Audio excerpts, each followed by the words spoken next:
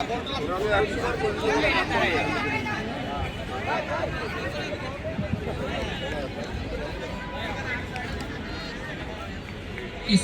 সামনে যারা দাঁড়িয়ে আছেন একটু বসেন অথবা জায়গাটা খালি করে দেন।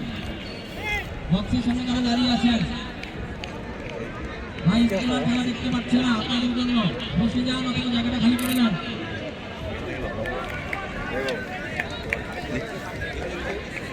Amazing, something that will inspire a whole generation of leaders and big stars, inshallah. So yeah, amazing work, and inshallah, like he says, from here there's going to be many more big stars, a lot bigger than me, a lot maybe bigger than the captain. Inshallah, with these things in plan, I can see our country being put on the map in many different sports. So just thank you again, and all the best. Done my best, Mudaba. অনেক ধন্যবাদ হামজা চৌধুরীকে।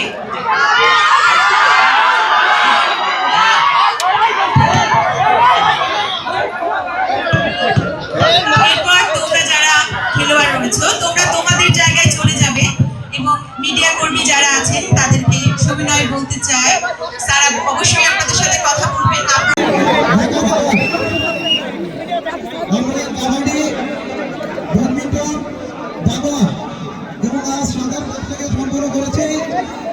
আমাদের আজকে যে দুইটি event দুইটা মাঠে পরিচালিত হবে।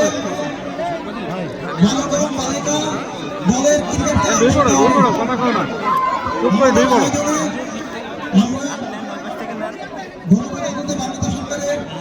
মাননীয় যুবকের প্রতিমন্ত্রী যারা মাননীয় আমরা অত্যন্ত আনন্দিত।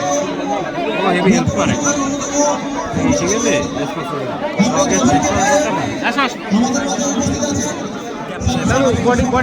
আছেন